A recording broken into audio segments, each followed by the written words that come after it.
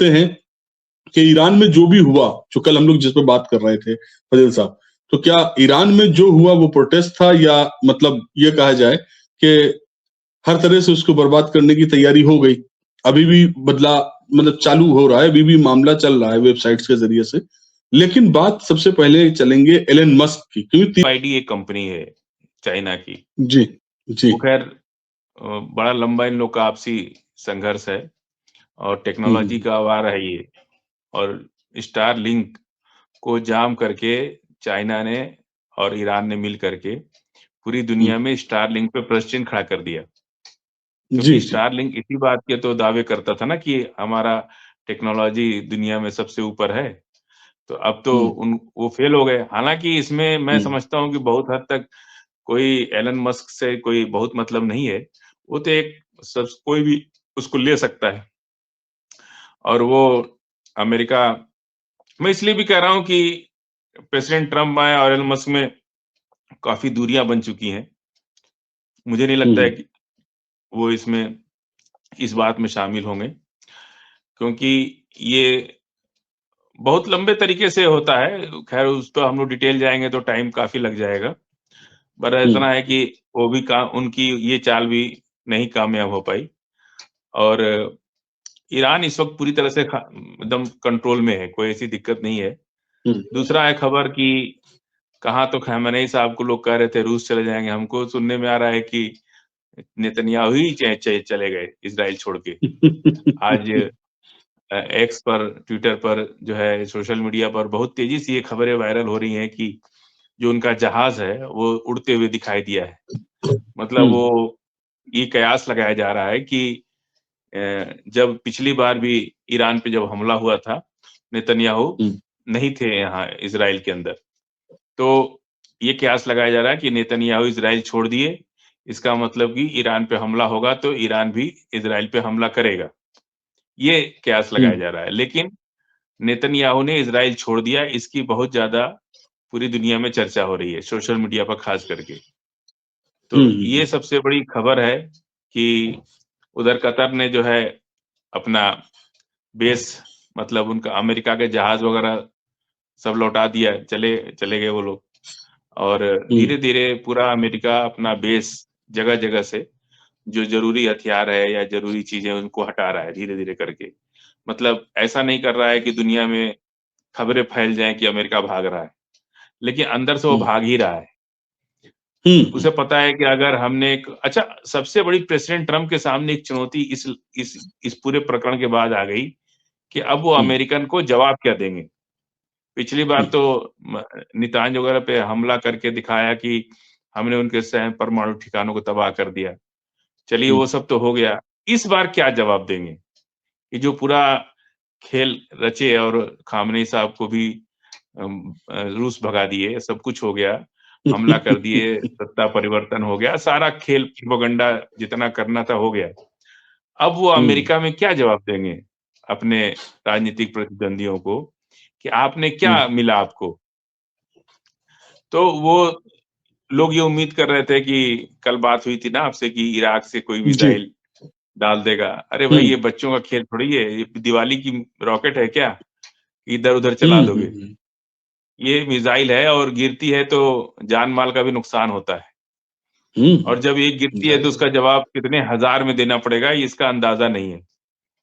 तो ये खबरें हैं और अभी भी वेस्टर्न मीडिया पूरी तरह से अमेरिका को जिताने में लगा है। अभी लड़ाई शुरू नहीं हुई और अमेरिका को जिताने में लग गया वेस्टर्न मीडिया। कल तक तो ईरान को हराने में लगा था। आज ईरान का नाम नहीं ले रहे। आज अमेरिका को और ये भी कह रहे कि प्रेसिडेंट ट्रम्प जो है अब मिसाइल से कम टैरिफ ज़्यादा मारेंगे। समझ रहे हैं आप? इस बात का क्या मतलब है? कि अब वो पे मतलब अब टैरिफ वार करेंगे प्रेसिडेंट ट्रम्प, अब मिसाइल से नहीं मारेंगे। तो इसका मतलब कि ईरान से आप डर गए। तो मैंने पहले ही कहा था कि जो हूती से भाग जाए, वो ईरान से क्या लड़ेगा? बहरहाल अभी कुछ कहा नहीं जा सकता। लड़ाई अभी 1 हफ्ता और वेट करना पड़ेगा। हाँ, माहौल को अभी ठीक होने में। रखना पड़ा, माहौल या ठीक तो करने में। माहौल खराब होगा, युद्ध होगा या नहीं होगा। अगर नहीं हुआ तो फिर कभी नहीं होगा, फिर फिलिस्तीन बन जाएगा, कोई इसमें अड़चनें नहीं आएंगी। जी। नहीं, एक सवाल इसमें ये भी उठ रहा है कि जैसे कल उन्होंने नहीं नहीं, अरब ममालिक से क्या निकालेंगे? अरब से तो कोई उनको दुश्मनी नहीं है, दुश्मनी तो ईरान से है। और दुश्मनी भी ईरान से इसलिए है कि उनको पता है कि बिना ईरान को कंट्रोल किए हम हिजबुल्लाह, हमास और हिजबुल्लाह, हमास और हुती को नहीं कंट्रोल कर पाएंगे। होती हुई निकल पाएंगे। सही। चिढ़ तो उसको, प्रेसिडेंट ट्रम्प को चिढ़ जो है ज्यादा हुती हिजबुल्लाह से, क्योंकि वो उनका जो प्रॉक्सी है इजराइल, अमेरिका का प्रॉक्सी है वो एक गेटवे ऑफ अरब है, अमेरिका का एक दूत है जो अरब में अमेरिका ने उसको इस्टेब्लिश किया है। तो सबसे पहले पेड़ की जड़ जमीन को पकड़ती है, तभी पेड़ मजबूत होता है। अगर जड़ कमजोर है तो पेड़ को गिरने में टाइम नहीं लगता है, और अगर जड़ मजबूत हो गई तो कितना भी आंधी चले वो पेड़ सह लेता है। ये अभी आए, इजराइल में आए, इजराइल अरब देशों में आए और पूरा अरब ग्रेटर इजराइल बनाने का सपना देखने लगे। तो इसलिए जो है अमेरिका उनको ये बात कुछ दिन चल गई, उसके बाद अब धीरे धीरे फिलिस्तीन को कब्जा करना। मस्जिद अक्सा अल्लाह का घर है और वो दुनिया भर के मुसलमानों की आस्था से जुड़ा हुआ मामला है। अगर आप उसको खत्म करना चाहते हैं तो ये दुनिया के मुसलमानों से आपको लड़ना पड़ेगा। ये बात तो अरब को भी पता है, कतर को भी पता है, मिस्र, इजिप्ट, जॉर्डन, यूएई सबको पता है। तो इन लोगों ने समझा दिया, और कतर अब बिजनेस कंट्री हो गया है, बिजनेस की तरह बात करते हो लोग। अमेरिका को भी समझा दिए, और यूके उनका कस्टमर भी है गैस का, बहुत बड़ा गैस का कस्टमर है। तो कोई भी अपने ग्राहक को भी नाराज नहीं करना चाहता है।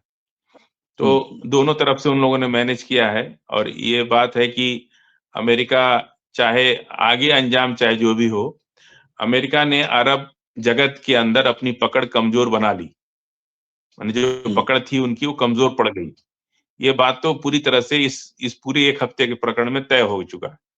और बादशाह भी डर रहे, बादशाह लोग भी इसलिए डर रहे कि तख्ता पलट का जमाना चल रहा है इस वक्त, समझ रहे आप? कभी जमींदारी खत्म हुई थी, फिर रैयतदारी खत्म हुई, फिर लेबर क्रांति आई, उद्योगपति खत्म हुए, इसी तरह से अब बादशाहत खत्म होने का दौर आ रहा है। जैसे बांग्लादेश के अंदर हुआ, श्रीलंका के अंदर हुआ। इसका असर धीरे धीरे सभी उन देशों को पड़ेगा जो लोग आवाम को इग्नोर कर रहे हैं। तो अरब भी उसमें एक देश है, अरब जगत के कई देश हैं। तो ऐसा नहीं है कि पब्लिक जो है हाथ पे हाथ रख के नहीं बैठी है। पब्लिक को बहुत बड़ा इमोशन है मस्जिद अक्सा से, फिलिस्तीन से, और ये लोग एक ज्यादती कर रहे हैं कि सभी लोग मिल करके एक मजलूम पर जुल्म कर रहे हैं। ऐसे भी ये बात किसी को भी अच्छी नहीं लगती, चाहे वो मुसलमान हो, चाहे ईसाई हो, बुद्धिस्ट हो, या कोई भी हो, उसको ये बात अच्छी नहीं लगती है। जी।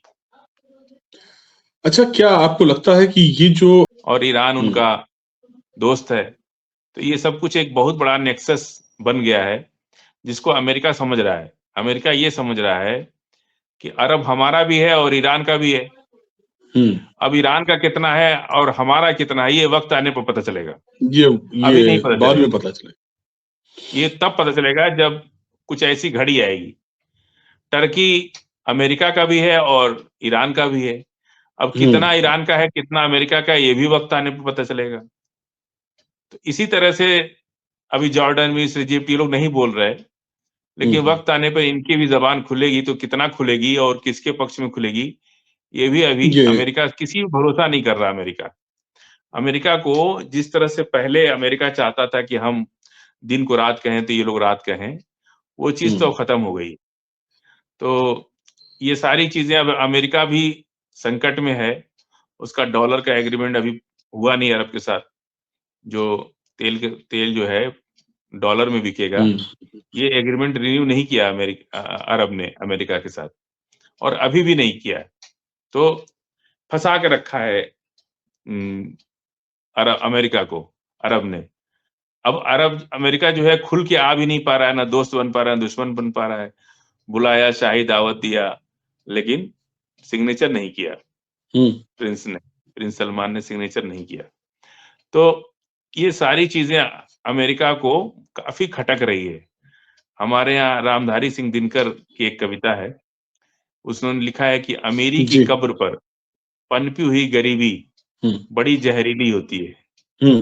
समझे आप? दोबारा बोल दूं, अमीरी की कब्र नहीं, पर बहुत अच्छा है। पनपी हुई पनपी हुई। गरीबी बड़ी जहरीली होती है। तो अमेरिका का एक इकबाल था कि उसके सामने लोग कुर्सी में बैठते नहीं थे, और जो लोग आज कुर्सी में बैठते नहीं थे वो आज उनसे सवाल पूछ रहे। तो ये बात अमेरिका के लिए बहुत खलने वाली बात है, और इसी सदमे में अमेरिका बैठा हुआ है। जी। यानी कि वो गाना जो है पुराना हो। जब हिजबुल्लाह से लड़ाई होती थी आईडीएफ की, तो वो सीज फायर करके हिजबुल्लाह किनारे हो जाता था, फिर हमास शुरू हो जाता था। जब हमास से सीज फायर होता था तो हुती शुरू हो जाता था, और जब तीनों जी, जी। आराम कर रहे थे तो ईरान शुरू हो गया। तो आईडीएफ को आराम करने का वक्त नहीं मिला, और उसके चीफ और नेतन्याहू की लड़ाई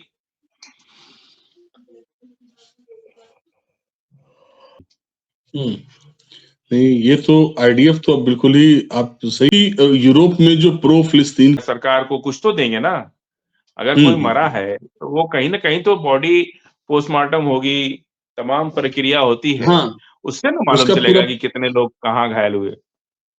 उसका पूरा प्रोसेस ईरान ने किया है, सब्सिडी भी दे रहे हैं उन लोगों को, और कुछ बहुत से लोग घायल होकर घर पे मर जाते हैं, बहुत से लोग हॉस्पिटल में मर जाते हैं। कितने लोग की रिपोर्ट आती है, कितने की नहीं आती है, ये बात तो अब पता चलेगी जब जांच से ज्यादा बोलने से पकड़े गए। दूसरा जो वहां लोग पकड़े गए, ये तो बहुत ही अच्छे इंसान। अच्छा, बहरहाल मैं असल में उधर चला गया था सवालात की बिना पे। बस एक सवाल और आपसे करता चलूं मैं, बहुत कीमती सवाल है कि अभी तो ये मामला हो गया कि ईरान चली जाती है, तो वो अब ढलान प्रैक्टिकली पे जा चुके हैं। अमेरिका अब आपके जो ढलान पे जा चुका है, अब युद्ध नहीं होगा। बिल्कुल। मैं गारंटी के साथ कह रहा हूँ कि युद्ध नहीं होगा। अब अगर कोई ऐसा चलिए। एकदम से जलाल आ जाए प्रेसिडेंट ट्रंप को कि चाहे हम बर्बाद हो जाएं लेकिन ईरान को मारेंगे, ऐसा कुछ सोच ले तो हम अलग हो सकता है। लेकिन अगर डिप्लोमेसी, एक पॉलिटिक्स के नजरिए से हम बता सकते हैं कि युद्ध नहीं होगा। अगर होगा तो चलिए। ईरान का तो क्या होगा वो छोड़ दीजिए, अमेरिका बर्बाद हो जाएगा। ईरान के पास खोने को अमेरिका तो कुछ ऐसे नहीं भी है। जितना भी खोना है वो अमेरिका को खोना है, ईरान को कुछ नहीं खोना। ईरान ने तो जितना खोना था खो लिया, जो पैसा लगा के हथियार बनाना था सब तैयारी कर ली। अब वो तो अगर उसका पैसा तो बर्बाद ही है। अगर नहीं युद्ध हुआ तो भी वो हथियार कुछ दिन बाद खराब हो जाएगा, लेकिन अगर युद्ध हुआ तो अमेरिका बर्बाद हो जाएगा।